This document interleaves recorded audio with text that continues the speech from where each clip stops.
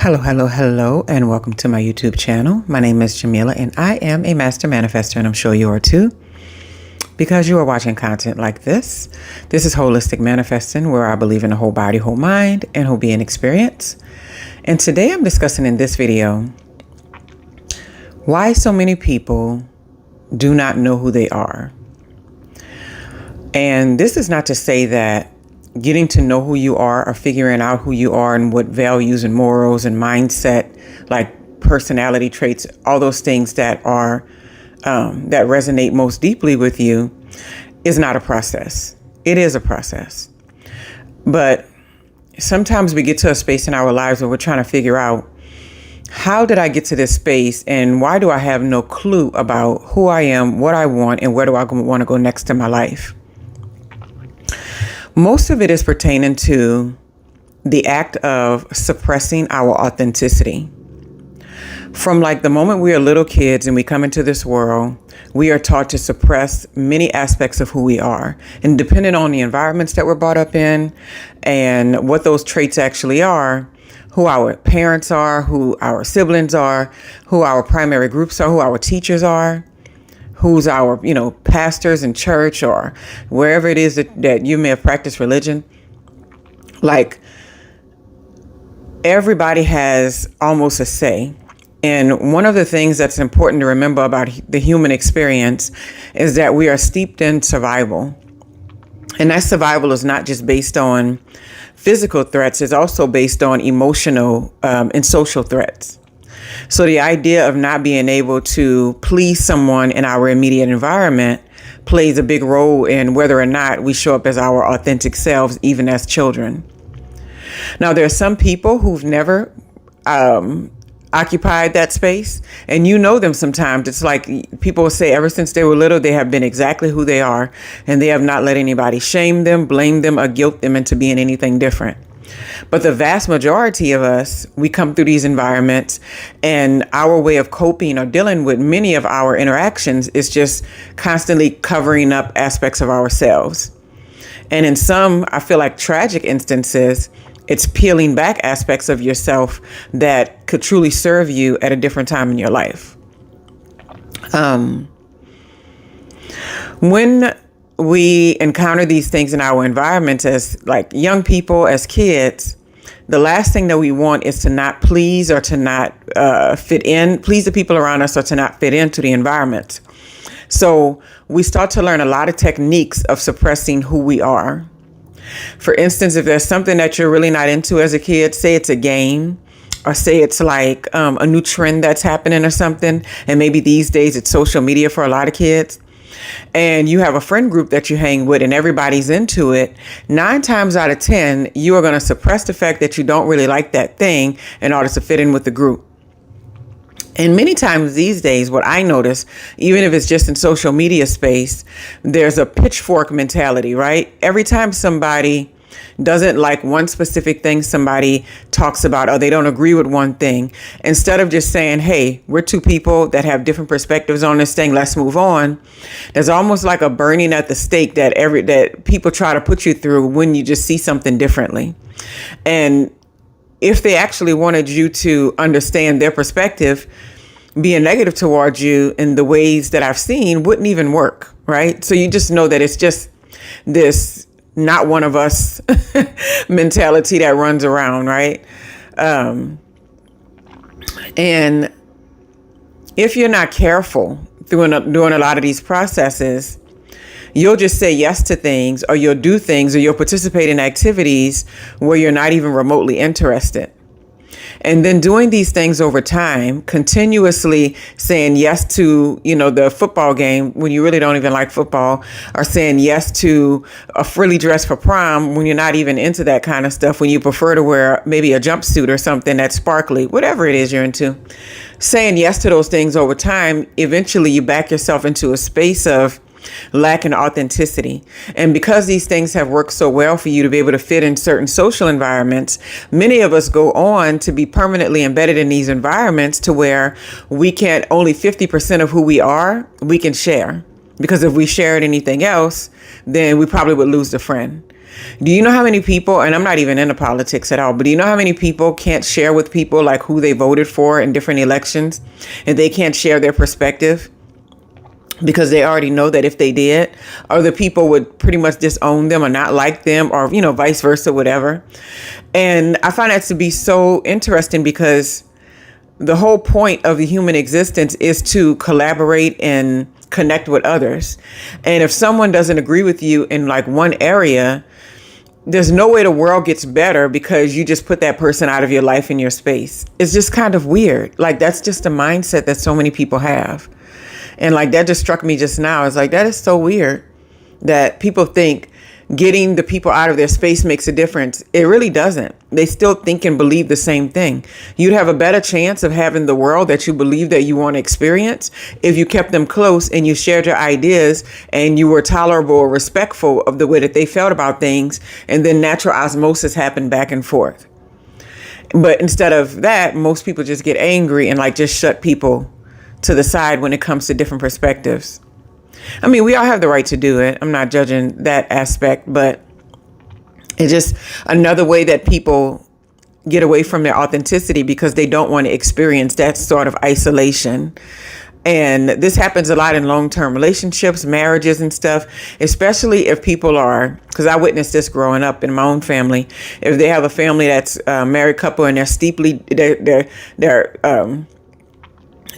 deeply into one side of the family, and then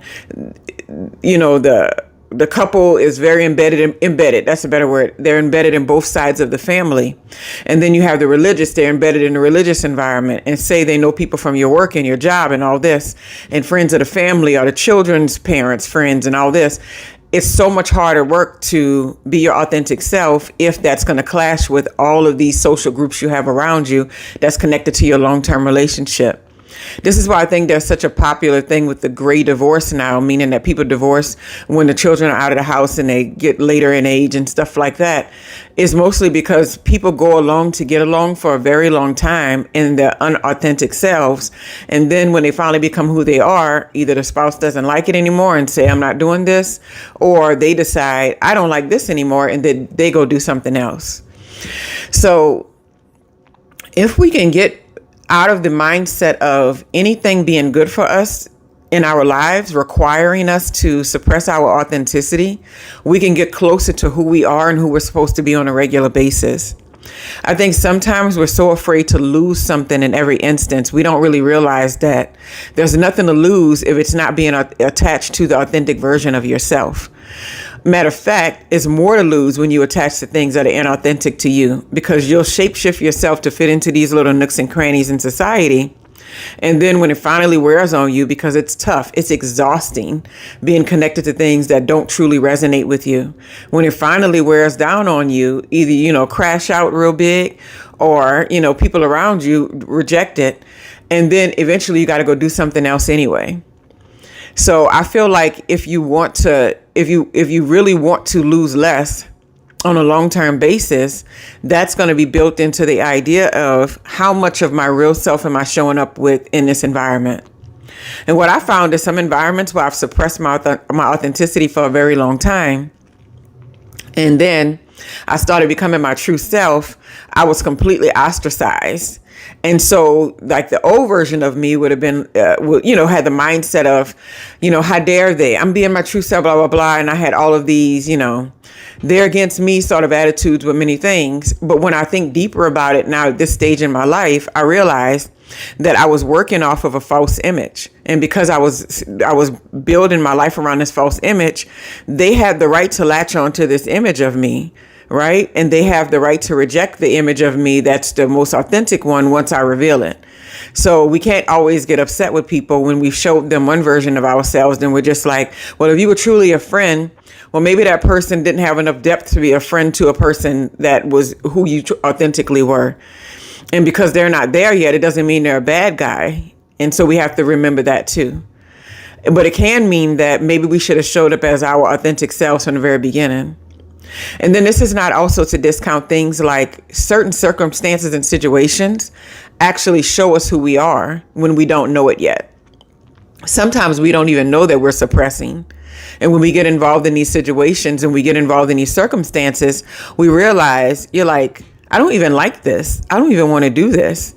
And it may have been something that resonated with you for a long time because it was easier to fit in. It was easier just to say yes to everything that was happening in the environment. But when that no longer was an option, when maybe just saying yes and not having boundaries and not having a real specific idea of who you are was on the table, it became a burden. And then so we move away from these things. You're like, I can no longer do this because it's not truly who I am, right? And it takes a while to walk that path and to get into that mindset. I can honestly say at this point in my life, I've never had so much clarity on who I am and what I want in so many areas. And matter of fact, one of my daughter's friends came by and she was telling my daughter that your mom seems like the kind of person that knows exactly what she wants.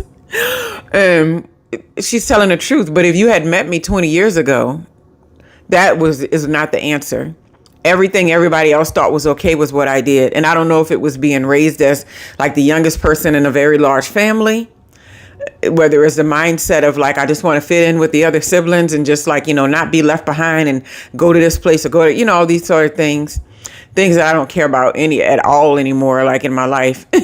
But I don't know if that's where the beginning of it came, having, a religious environment to where, certain things were off limits.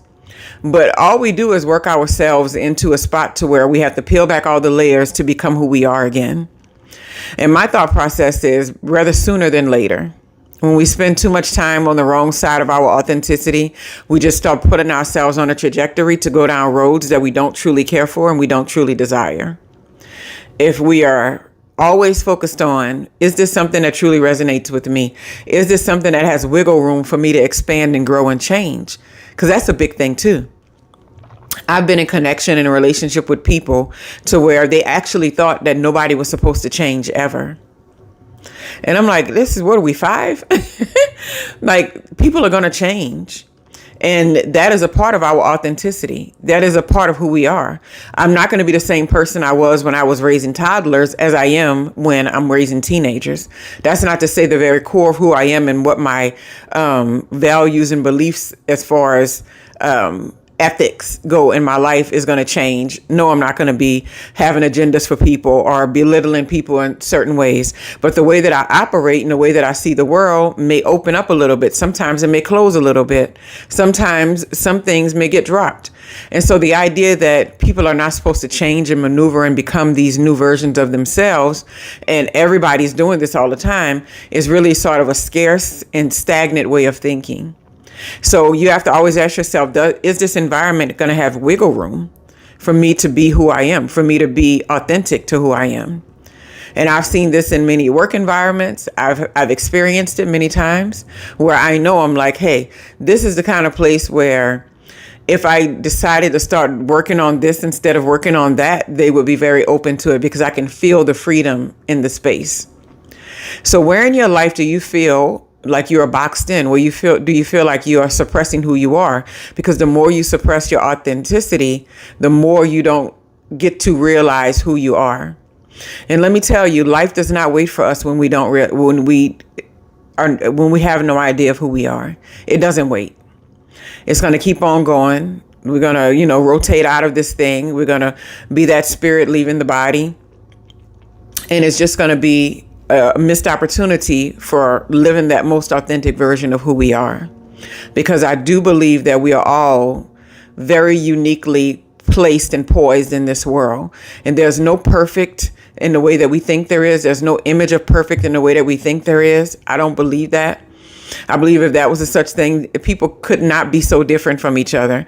And then the way that we're raised, some people step right into trauma when they're born. Some people come into rainbows and butterflies.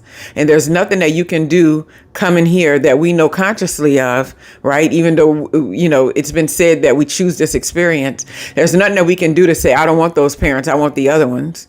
So there's something about the experience that we have, even the pain, even the pitfalls, and even what we call trauma these days is what is supposed to happen. Because through those experiences and through those interactions, we're constantly creating this version of the world that we all live in today and expanding it and growing it. And I don't believe also that we're supposed to be here to sort of like change the world in major ways. I think at any given time, there's always something going on that a large majority of people are not going to love or like. I think that's inherent in the human experience.